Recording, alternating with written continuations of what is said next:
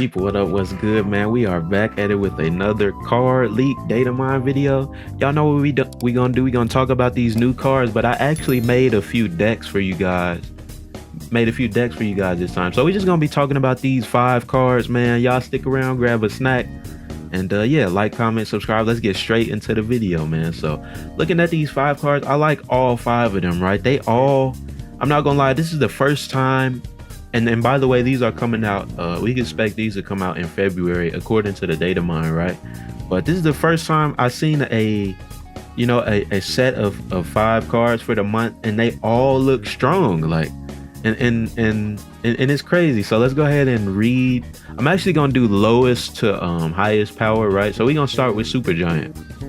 So Super Giant, her ability: on reveal, all cards played this turn and next turn don't reveal until the game ends. So bro, I'm not gonna lie to you guys, and I might be lying, but Super Giant, I feel like this is one of, we haven't got a really good 1-cost card since, I want to say Nebula, to be honest.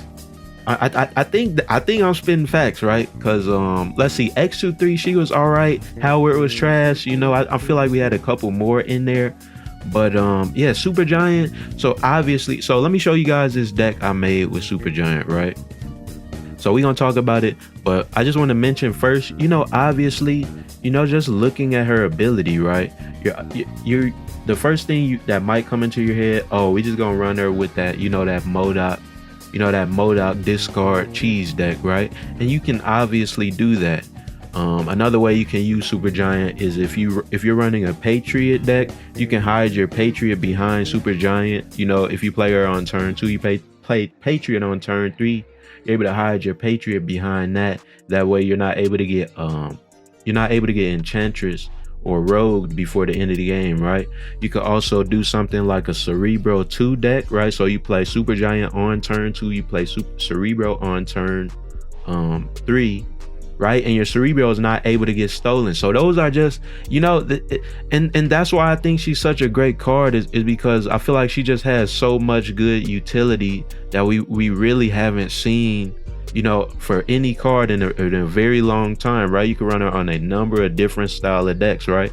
And so I just made this very experimental deck. Obviously you can use her, or you're going to be able to use her in the ways that I just mentioned to you, right? And those are probably the most practical, but I just want to kind of show you guys this deck, right? So I made this this kind of like destroyer ongoing deck, right?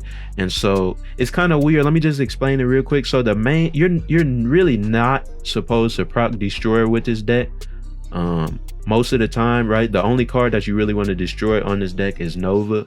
And so what I was thinking of when I make this deck, so you can use Super Giant and Invisible Woman to pretty much that's pretty much what this deck is based around, right? So you're obviously going to be able to hide Ebony Maw behind both of these 2 cards. I'm not sure if y'all knew that you could do that. Start doing it, man. So you're going to be able to hide Ebony Maw and Super Giant, or Ebony Maw behind Invisible Woman or Super Giant, right? You're going to be able to put Invisible Woman, then Warpath, then Omega Red, then Onslaught, and you're going to be able to hide those behind Invisible Woman, right? You can play Super Giant on turn 4. You put your claw down, hide your claw on turn 5. It's a lot of cool different things that you could do with this deck, right? And obviously you got Cosmo to prevent your guys from getting stolen, and also to stop your destroyer, if you're playing a game where you didn't play Nova and you actually don't want your destroyer to break anything, right? So I really like this card, man. It's a lot of different ways you're going to be able to use it. I'm probably going to save my tokens, to actually buy this one with the tokens, because, all of these cards are good. I feel like all of these cards are worth purchasing, right? But I'm not going to lie, Super Giant, man, I might be getting her. Y'all let me know what y'all think of that card, though. Up next, we got the Season Pass card, Black Swan. Card is broken. She didn't even come out. She coming out in 3 months. Let's hope we're still all alive by then. But look at this ability, bro. On reveal, until the end of next turn, your 1-cost cards cost 0. So what I instantly thought of, right? Let me try to find that tab. what I instantly thought of is a Hitmonkey deck, right? So I don't even have Hitmonkey, so I can't even use this deck that I'm showing you guys, right? But the main idea, I mean, you can see it. You pretty much use your 1-cost cards to pretty much annoy your opponent. You got Korg, Spider-Ham, and Yondu to kind of disrupt everything that they have going on. You can bring them back with Falcon, do it again. You can bring them back with Beast, play Black Swan, do it again, you know, and then on top of that, you're going to be able to get your Bishop, you know, your Mysterio, your Hitmonkey. It's self-explanatory, bro. The card is cheap. There are probably a lot more, you know, creative and nuanced ways that you might be able to use this card. I haven't thought of all those different ways as of now, but yeah, man, if y'all are looking for a good season pass card, I'm not gonna lie to you guys, you might gotta buy that pass, man. Come February when Black Swan comes out, y'all might gotta cop that pass, man. But yeah, Black Swan, another great card. Kind of seems a little bit more linear to use than Supergiant, like I said, but there might be some more strategies. Y'all let me know what y'all got in the comments. You know, if I'm wrong about anything, or if I don't you know, if I don't mention something that you were thinking of, let me know, man. Let's make this a discussion. So yeah, that's all I got for Black Swan though. Up next we got Corvus Glaive, and I'm gonna be talking about Corvus and Proxima kind of together, right? So Corvus, his ability is on reveal, discard 2 cards from your hand to get +1 max energy. And then Proxima Knight, when this is discarded, jumps to your lowest power location. This is so good for discard decks, bro. It's so good for discard decks. First, I feel like their power is pretty good. So 3-4, and then you got 4-6. So essentially, you know, if you're able to get Corvus off on turn 3 and you have Proxima in your hand, that's 10 power for nothing, right? On top of that, you probably got Morbius down, so you're getting 4. That's 14 power on the 3rd turn, bro. I don't think y'all understand how good this is. I really don't think y'all understand. So let me show you how good this is. I made a typical discard deck, right? You got your old favorites. You can obviously sub some of these guys out. So you got Blade, Swarm, Wolverine. Obviously, y'all know you can sub in, Ghost Rider, what's his name? Gambit. You can sub in some of the Moon Knight, some of these guys out for the other discard cards, right? Even Hellcow, you probably honestly want to use Corvus over Hellcow at this point, right? But look, man, it's just a very simple team, very simple strategy. I got Dakin on here. I don't even have Dakin. I can't wait to get him at some point. But if you had Dakin, you'd be able to use him too. Like it's just, these 2 cards just make it just looks so much stronger.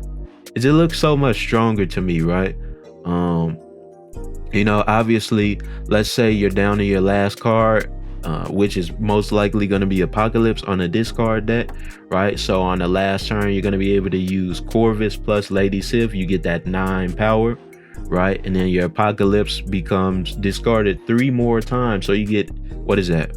+4 each time, right? So you get 12 more power off your Apocalypse, which is going to be applied to your Dracula, which is also going to help you. Like, bro, it's too good. It's too good, man. The thing I will say, you probably need both of these cards though to get the fullest, to like fully be satisfied, right? To draw out their full potential. But both of them are really good. Are they as good as Black Swan and Supergiant individually? Probably not. Right, probably not. But you get your hands on both of these, you're gonna be having some fun. I'm not gonna lie to you, man. So that's what I got for these 2 cards, Proxima and Corvus Glaive. Y'all let me know what y'all think of those 2. And then we got the last card for today, which is gonna be Coal Obsidian. So let's read up on them. So you can only play this at a location with an Infinity Stone. Ongoing, can't be destroyed.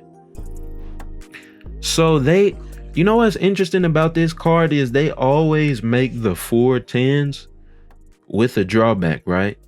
Or really anything over 4 6, to be honest, because you got Crossbones, which has a very bad drawback. to be honest with you guys. I think they should honestly make that 410 at this point.